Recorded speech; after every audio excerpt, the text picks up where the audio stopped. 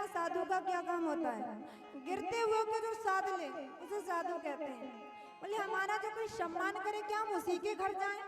अरे हमारा तो काम ही है बिगड़े हुए को संवारना, तो हम नहीं जाएंगे, यहीं रुकेंगे।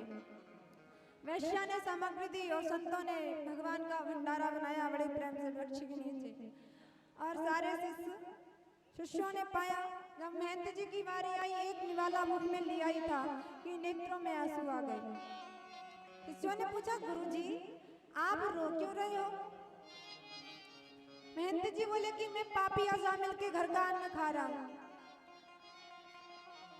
तो जब वो संत किसी के घर का भोजन ग्रहण करते हैं ना, तो उसका एहसान नहीं रखते, आशीर्वाद के रूप में कुछ तो दे जाते हैं।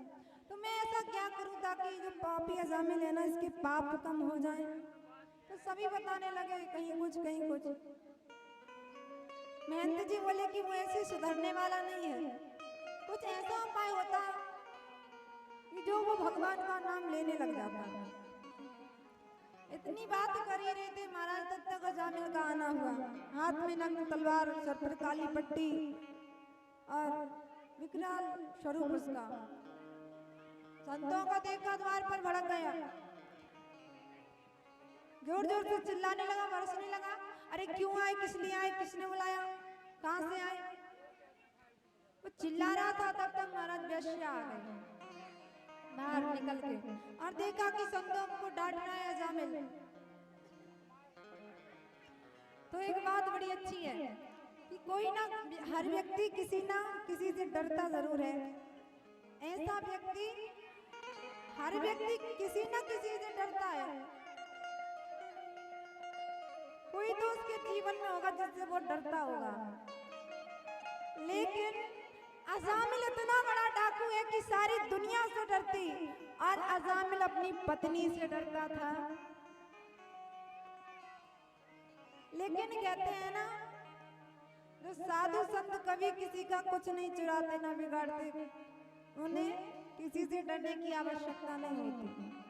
जो चोरी करेगा, जो डाका डालेगा, उसके हृदय में ये डर रहेगा, पता नहीं कब पुलिस की गोली हमारे हृदय को छीन कर जाए। जो दुनिया को डराता है उन्हें डरना पड़ता है। जो संत कभी किसी को नहीं डराते, वो जंगल में भी वृक्ष के नीचे सो जाते हैं। अजामिल सबको डराता था, लेकिन अपनी पत्नी से डरता था। जैसे ही देखा अजामिल चिल्ला रहा है, वैश्या बोली, क्या कर रहे हो? तो शांत हो गए, बोले हम तो बस ये पूछ रहे थे कहाँ से आए, क्यों आए, बस आराम से। संतों ने देखा कि बिटिया के पास तो अच्छी सी चाबी है, जरा सी घुमाई से नॉर्मल हो गया। तो संतों ने कहा, बेटा अजामिल, बोले कहिए। बोले हमने तुम्हारे घर का अन्न खाया है। तो जब संत भोजन ग्रहण कर लेते हैं तो संतों को दक्षिणा दी जाती है, उनको दक्षिणा नहीं दोगे? बोले दक्षिणा हमसे? बोले भूतों से ही पूत मांगना चाहते हो? अरे महात्मा जी, हमारी सबसे बड़ी दक्षिणा तो यही है कि हमने आपका ये सोटा लोटा लंगोटा तुम्मा छुड़ाया नहीं है, ना तो ये भी यही रख जाओ, पधारो यहाँ से। संतों ने कहा कि अजामिल मेरी एक बात सुन तो लो।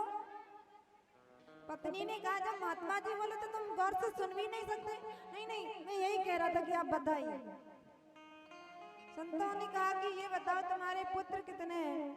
अजामिल बोला कि हमारे 9 पुत्र हैं, 10वां भी होगा।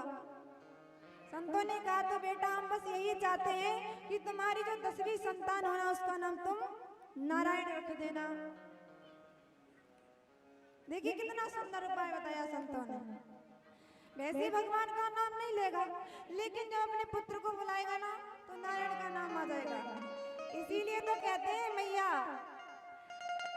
कि अपने बाल को बालों के नाम ऐसे रखा करो ताकि अंत समय में भगवान को याद आते नहीं है, पुत्र याद आता है। तो पुत्र को पुकारे तो भगवान का नाम आ जाए।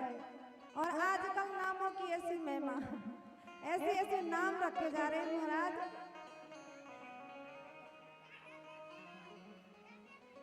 क्योंकि नया नाम होना चाहिए, ऐसा तो किसी का होना।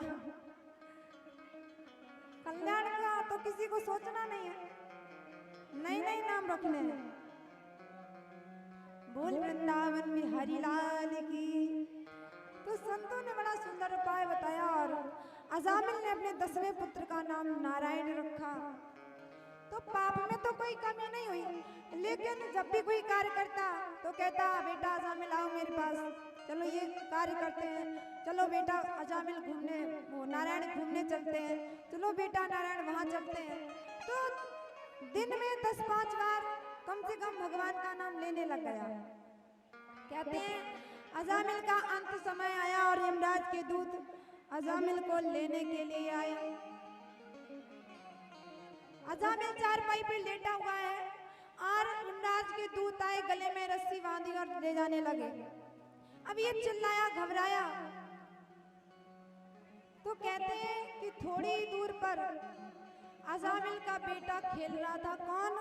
नारायण। तो इससे और कुछ नहीं सूझा, जैसे ही नारायण पर दृष्टि पड़ी जोर से चिल्लाया नारायण आओ, नारायण मुझे बचाओ।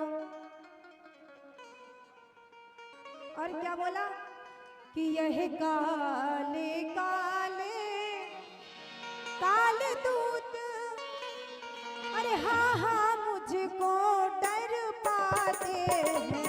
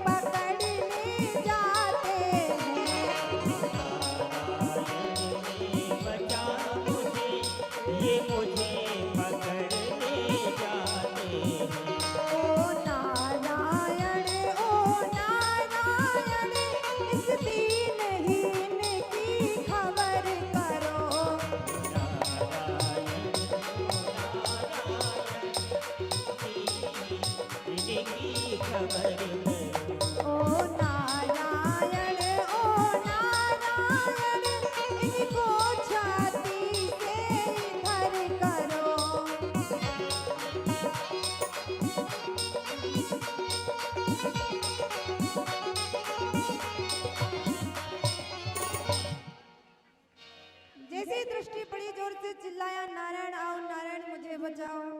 जैसे ही इतना कहा तो ये तो नाम मेरे परमात्मा का है। तो भगवान के 4 पार्षद आ गए। अब एक तरफ चारपाई के यमराज के दूत खड़े हैं और दूसरी तरफ भगवान के पार्षद। जैसे ही यमराज के दूत अजामिल को ले जाने लगे